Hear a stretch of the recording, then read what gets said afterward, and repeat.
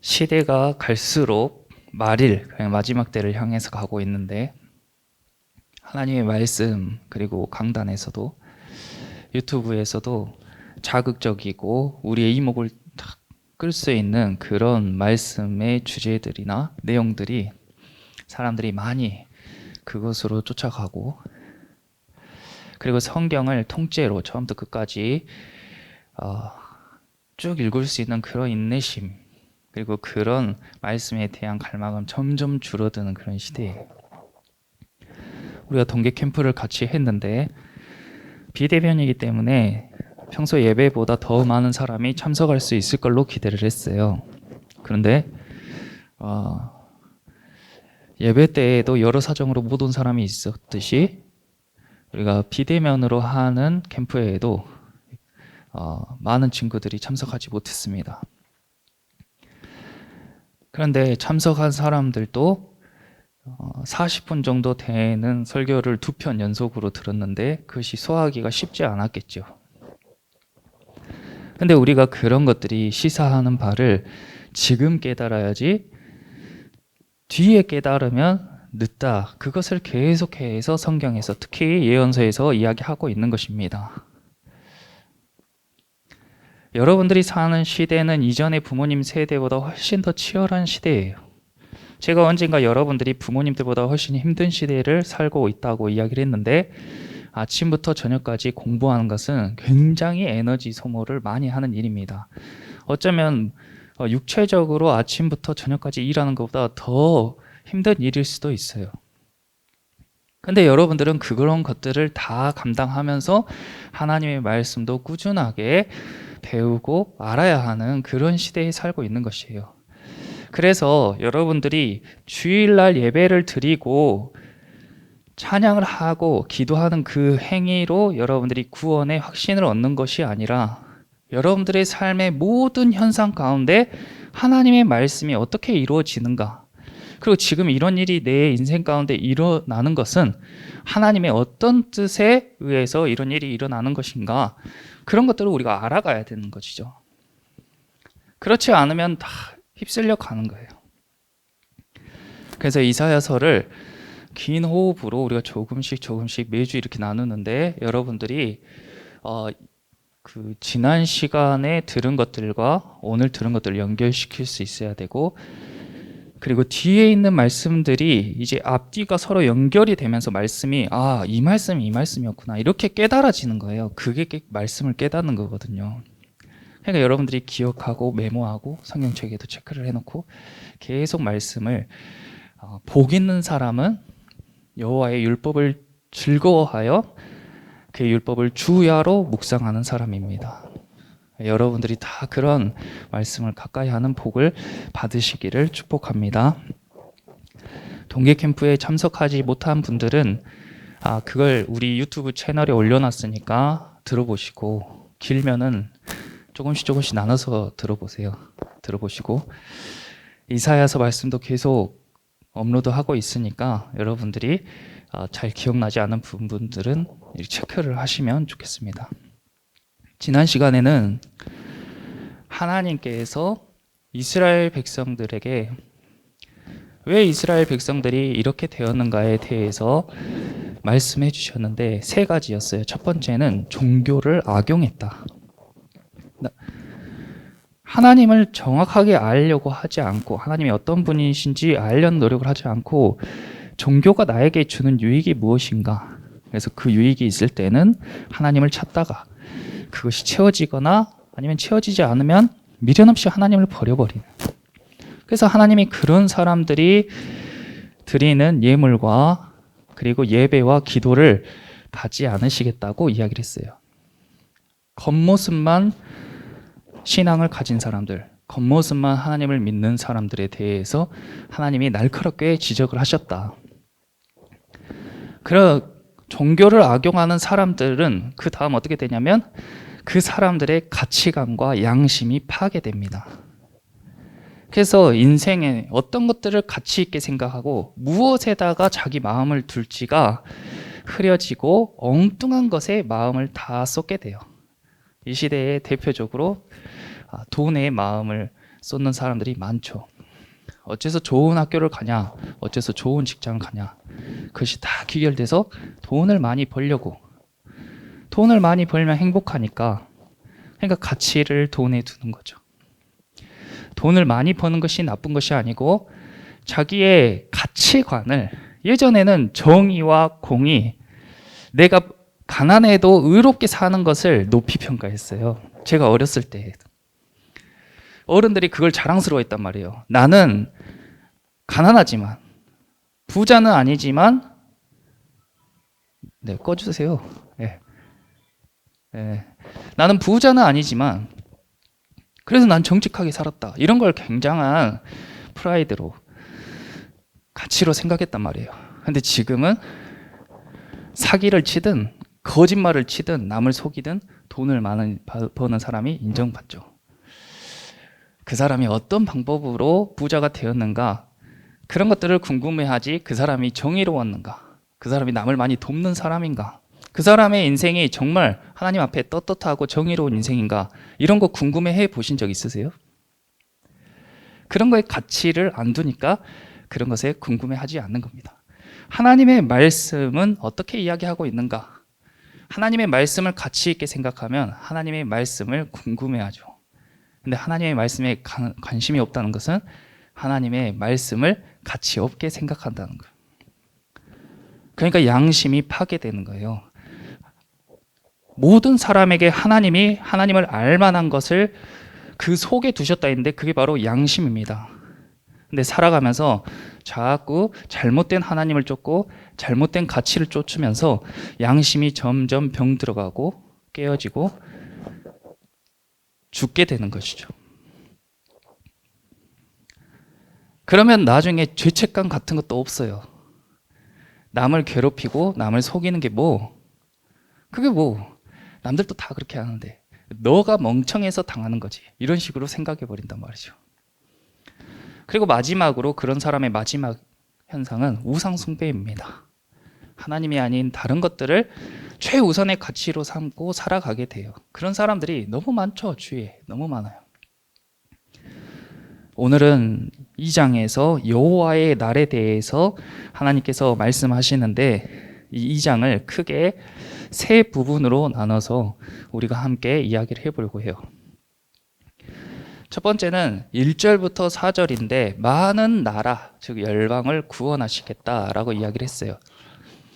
1장에도 계속 하나님이 심판하시겠다는 메시지와 구원하시겠다는 메시지를 번갈아 가면서 이야기했는데 제가 구원에 관한 것은 나누지 않았습니다. 왜냐하면 심판에 관한 것에 더 경각심을 갖게 하기 위해서. 근데 오늘 1절에서 4절에 하나님께서 구원하시는 모습에 대해서 이야기하고 계시는데, 자 2절 보시면 말일에 여호와의 전에 산이 모든 산 꼭대기에 굳게 설 것이요 모든 작은 산 위에 뛰어나리니 만방이 그리로 모여들 것이라. 첫 번째는 만방이 그리로 모여들 것이라 그랬어요. 만방이라는 거는 앞뒤 좌우를 사방이라고 하잖아요. 만방은 모든 방향에 있는 사람들이 모여든다는 거예요. 어디로 모여들어요? 여호와의 전, 그 산 꼭대기로 사람들이 다 모여들 거다. 언제 그렇게 모여드냐? 말일에, 마지막 때에 그렇게 모여들 것이다. 다음 넘겨주세요. 왜 사람들이 이렇게 모이는가? 왜 예루살렘으로 시온으로 사람들이 모이는가? 많은 백성들이 이르기를 오라 우리가 여호와의 산에 오르며 야곱의 하나님의 전에 이르자. 왜냐하면 그가 그의 길을 우리에게 가르치실 것이라. 길에다가 동그라미 쳐보세요. 길을. 또 우리가 그 길로 행하리라. 또 길이 나오죠. 그 길은 뭡니까? 그 길은 이는 율법이 시온에서부터 나올 것이고 여호와의 말씀이 예루살렘에서부터 나올 것입니다. 율법과 말씀에도 동그라미 쳐보세요. 사람들이 마지막 때에 파괴된 가치관과 종교관과 양심을 가지고 살아가다 보니까 세상이 엉망진창이 되고 이 사람들이 비참한 결과에 이르게 되는데, 그런 현상을 무엇이라고 하냐면 길을 잃어버렸다. 여러분들이 지금 살아가면서 나는 이 길로 확실히 가야 돼 하시는 분은 이런 고민이 없죠. 난 내가 지금 가고 있는 길이 확실해. 죽을 때까지 이 길로 가면 돼. 하고 확신을 가진 사람은 이런 고민이 없죠. 근데 하나님을 놓쳐버린 사람은 다 길을 잃는다. 겉으로 아닌 척해도 길을 잃었다. 그런 사람들은 어디로 가야 될지, 내가 잘 가고 있는지 확신이 없어요. 근데 겉으로는 다 괜찮은 척 한단 말이에요. 근데 말일에 하나님의 날이 이르면 이제 눈에 보이는 현상이, 우리가 잘 가고 있다 생각했는데 전쟁이 나고 기근이 나고 전염병이 돌고 사람들의 삶이 망가졌을 때에 그제서야 사람들이 속에 있는 것을 터놓기 시작해요.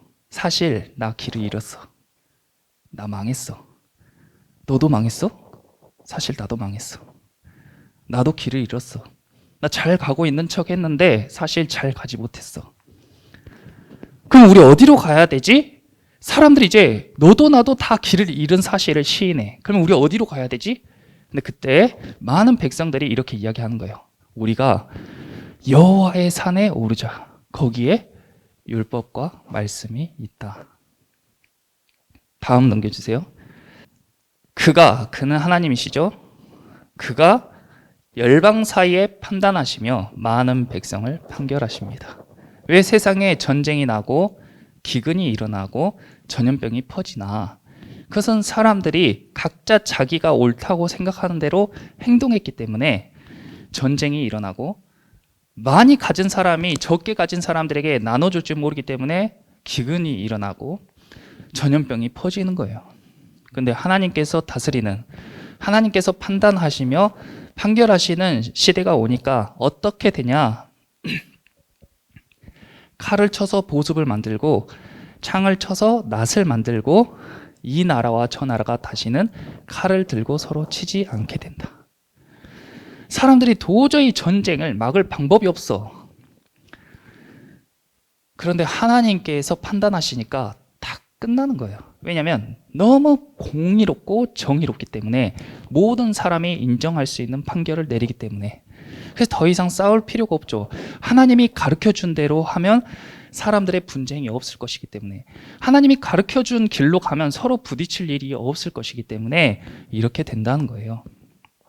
정말 이런 때가 빨리 오면 좋겠죠. 여러분들이 1, 2등 하려고 다투지 않아도 된다는 거예요. 하나님이 너는 공부를 열심히 해서 이렇게 공부하는 쪽에서 사람들을 섬기고, 너는 훌륭한 그런 삶의 모습으로 또 주위에 있는 사람을 섬기고, 너는 또 돈을 많이 벌어서 그 재물로 사람들을 섬기고, 이렇게 하나님이 길을 딱 제시해주면 각자의 부르심과 예정을 따라 가면 돼요. 쟤는 똑똑한데 나는 성적이 낮다, 이런 열등감도 필요 없고, 쟤는 부자인데 나는 가난하다, 이런 열등감도 필요 없는 거예요. 그냥 전쟁이 안 나죠. 그런 날이 여호와의 날이고 구원의 날입니다. 그러니까 하나님을 믿는 사람들은 저 날을 고대하는 거예요. 그런데 반대로 하나님을 믿지 아니한 사람들에게는 이 날이 큰 재앙의 날이 될 것이다. 다음 넘겨주세요. 왜 심판과 재앙이 임하는가? 하나님께서 구원만 하신 게 아니에요. 이게 동시에, 여호와의 날은 구원과 동시에 심판과 재앙의 날입니다. 다음 6절에 주께서 주의 백성 야곱 족속을 버리셨음은 그들에게 동방풍속이 가득하며 그들이 블레셋 사람들 같이 점을 치며 이방인과 더불어 손을 잡아 언약을 하였습니다. 여러분들 잘 점검해 보세요.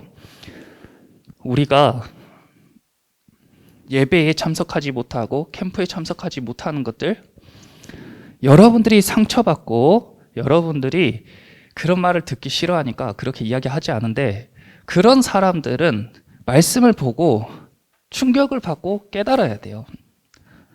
사정이야 다 있죠. 근데 마음에 손을 얹고 정말 내가 그 캠프에 접속하지 못할 만큼 사정이 있었는가, 정말 내가 주일 아침에 예배에 절대 참석하지 못할 그런 사정이 있었는가. 그럼 여러분들이 하나님께 예배드리는 이 시간을 소홀히 하고 이 시간에 제외되었던 것은 다들 자기 일이 바쁘고 자기의 선택으로 그렇게 했다고 생각하지만 하나님께서는 무엇이라고 말씀하냐면 주께서 주의 백성 야곱 족속을 버리셨다. 왜 나의 마음 가운데 하나님에 대한 마음이 식어지고 완전히 사라졌다. 나 이제 교회 가지 않겠다. 하나님이 안 믿어진다. 교회에 갈 필요를 못 느끼겠다. 그 사람의 판단이 아니라 하나님이 그를 버리셨다. 버리면 끝입니다. 믿음이 여러분들의 노력으로 생기냐? 그렇지 않아요. 하나님께서 선물로 주시는 겁니다. 그러면 그 선물을 잘 가꾸고 잘 보존해야 되는데 허투루 두고 어디 뒀는지 기억도 못하고 잃어버린 사람은 하나님께서 그를 버리셨다. 왜 버리셨냐? 그들에게 동방풍속이 가득하며 점을 쳤다. 다음 넘겨주세요.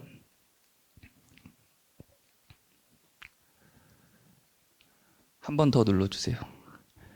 자, 이것이 뭐냐면 붉은 악마라는 거예요. 2002년 월드컵 때 엄청나게 유행했는데 동방풍속이 뭐냐? 우리나라가 동방이잖아요. 한류도 지금 우리나라의 문화가 세계적으로 인기잖아요. 우리나라가 동방이에요. 동방풍속이 가득하다 했는데 우리나라의 한류가 그렇게 좋은 것만 아니다. 하나님의 말씀으로 비춰보았을 때 우리나라가 언제부터 이렇게 문화가 하나님의 문화에서 세상의 문화로 돌아섰는가? 정확하게 이때라고 할 수 없지만 제가 회상하기로는 이 분기점이 있었던 것 같아요. 여러분들 대부분 2002년 이후 태생이기 때문에 그 이전 시대를 잘 모르겠지만 이 2002년 4강 월드컵 4강 신화가 있기 전과 후가 매우 다릅니다. 맨 처음에 이 붉은 악마가 축구 응원단 심볼이었을 때에 다음에요.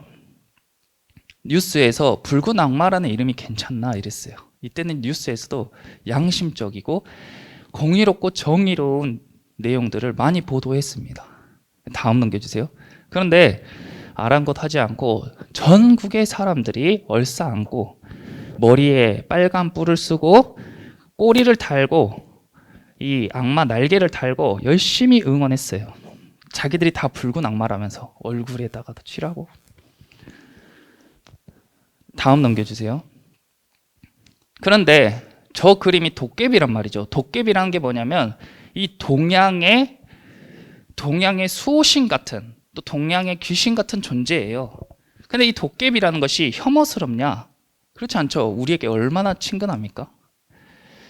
드라마로 나와서 저 오른쪽에 잘생긴 남자가 도깨비예요.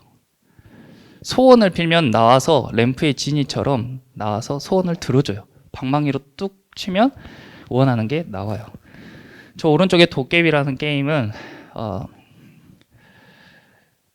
작년에 굉장히 이슈를 받았던 게임인데 앞으로 저런 이제 메타버스 게임들이 굉장히 여러분들에게 친숙해질 겁니다. 근데 제 이름이 도깨비예요. 전 세계 사람들이 좋아합니다.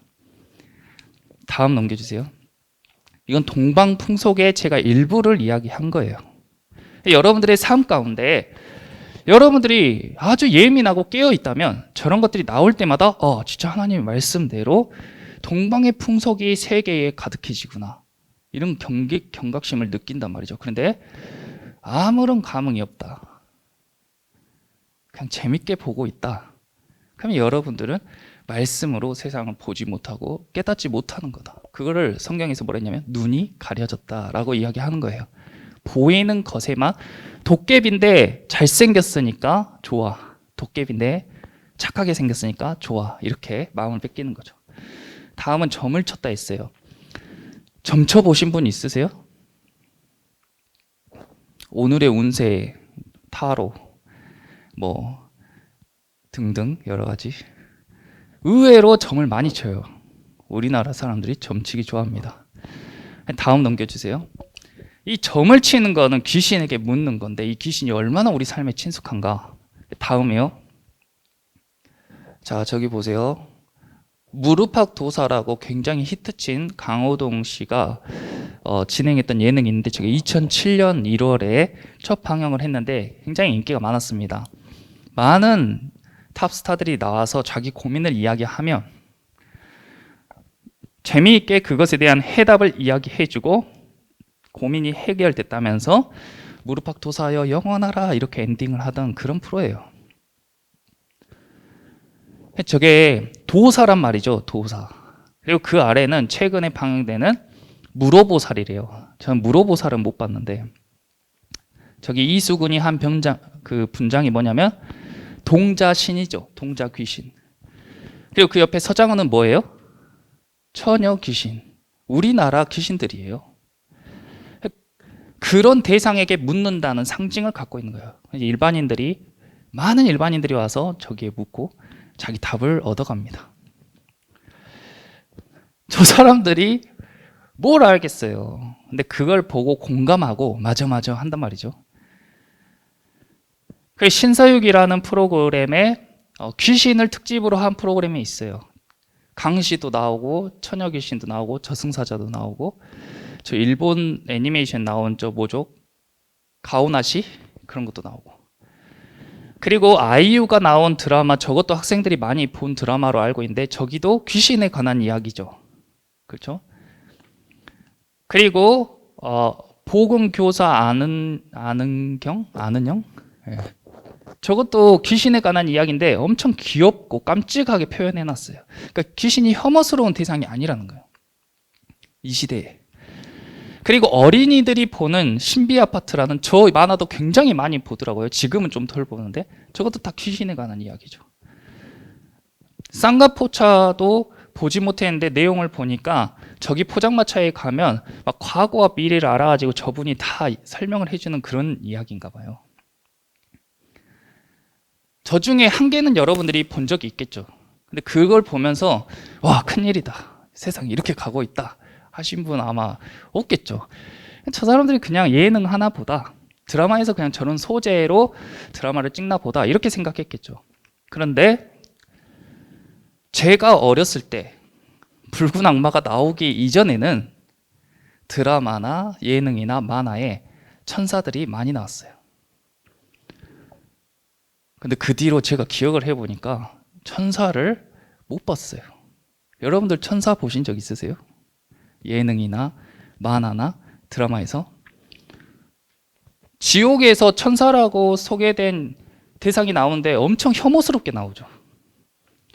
엄청 혐오스럽게 나온단 말이에요. 귀신은 귀엽고 친근한 이미지로 나오는데 도깨비는 잘생긴 이미지로 나오는데 천사는 무서운 이미지로 나왔단 말이에요. 그리고 거의 나오지 않아요. 제가 어렸을 때는 흰 날개를 달고 머리에 이렇게 노란 링을 달고 있는 천사 그림이 흔했단 말이에요. 근데 지금 없죠. 그러니까 여러분들은 크리스마스보다 할로윈 파티를 더 즐기는 세대가 됐죠. 그러면 온 학생들이 다 귀신 분장을 해요. 아무 경각심 없죠. 근데 그게 하나님의 백성들을 버리는 이유가 된다. 다음, 그 땅에는 은금이 가득하고 보화가 무한하며, 지금 뭐가 가득해요. 잘 먹고 잘 사는 시대라는 거죠. 은금이 가득하고 마필도 가득하고 우상도 가득해요. 우리 시대에 부유하죠. 주변에 먹고 싶은 거 있으면 다 먹을 수 있고 사고 싶은 거 있으면 다 살 수 있습니다. 각 집에 차가 없는 집이 거의 없어요. 2대, 3대도 있습니다. 그런 시대가 은금이 가득하고 마필이 가득한 시대예요. 그런데 그렇게 풍족해지고 가득해지면 어떤 현상이 일어난다고 했어요? 우상이 가득해진단 말이에요. 자기가 만든 것들, 자기가 세운 것들을 경배해요. 그리고 천한 자도 절하며 귀한 자도 굴복해요. 이게 무슨 말이냐면 가난한 사람도 점치고 힘들고 어렵게 사는 사람도 귀신을 의지하지만 부유하고 권력이 있는 사람도 점을 치고 귀신을 의지한다. 다음, 그러니까 하나님께서 이 땅을 심판하시고 멸망시킨다, 그 이야기입니다. 마지막으로 이 여호와의 날이 얼마나 두려운 날이 될 것인가. 지금 이렇게 제가 이야기해도 피부에 안 와닿는 사람들이 많이 있을 거란 말이죠. 이 날이 얼마나 두려운 날이 될 것인가. 이것은 뭐 설명하기가 어렵습니다. 다음 넘겨주세요. 그날에는 눈이 높은 자가 낮아지며 교만한 자가 굴복되고 여호와께서 홀로 높임을 받으시리라. 이렇게 이야기했어요. 11절부터 17절을 봐보세요. 성경에. 이 날이 얼마나 두려운 날이 될 것인가에 대한 설명이에요. 그리고 17절에 보면 그날에 자고한 자는 굴복되며 교만한 자는 낮아지고 여호와께서 홀로 높임을 받으실 것이요. 자, 그러면 이게 반복되는 게 보이잖아요. 이걸 표시를 해보세요. 눈이 높은 자와 17절에 자고한 자, 스스로 높이는 자죠. 자고한 자. 이 두 개의 쌍을 이루죠. 교만한 자와 17절에 교만한 자가 또 쌍을 이뤄요.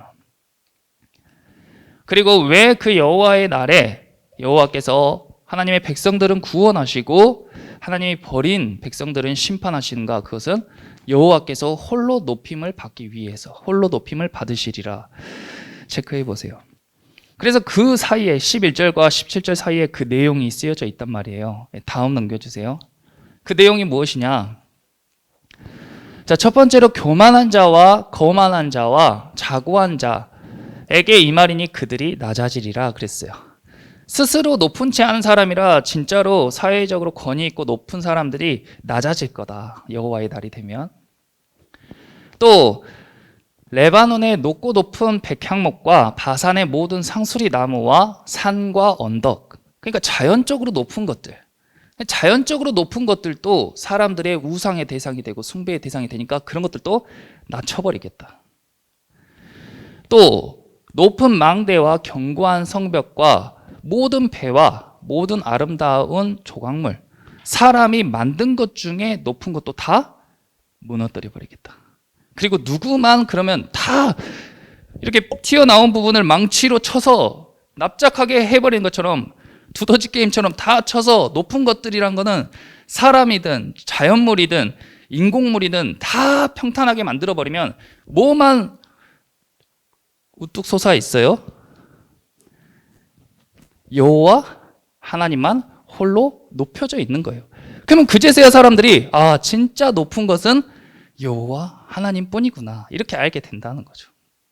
그런데 저 높은 것들을 낮추는 과정이 무섭다는 거예요. 다음 넘겨주세요. 예외가 없잖아요. 지금 우크라이나에서 러시아와 전쟁이 터졌는데 지금 우리가 살고 있는 지금 이 시대, 저희 사람들이 피난 가는 모습이에요. 젊은이들은, 저 같은 사람들은, 또 여기서 한 고3 이런 친구들은 전쟁터에 갈 수도 있어요. 그럼 목숨 걸고 싸우는 거예요. 그리고 여자들과 어린아이는 저렇게 피난을 가게 되는데, 저러면 굉장히 다른 나라들의 도움을 받아 살아야 되고 남의 나라의 눈치 보면서 들어가야 되고, 저렇게 모여서 추위와 더위에 노출되고 먹는 것들도 제한이 있습니다. 저들이 다 저렇게 살던 사람인가?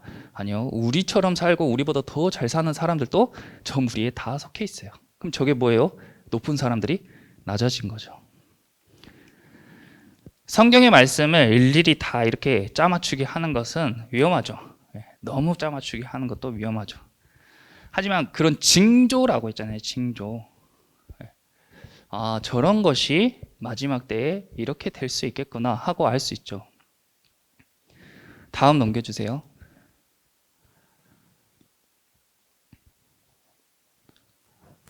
네. 사람이 자기를 위하여 경배하려고 만들었던 은우상과 금우상을 그날에 두더지와 박쥐에게 던지고, 맨 처음에 이야기했던 사람들의 가치가 무엇에 두게 되었는가? 은과 금, 돈이죠.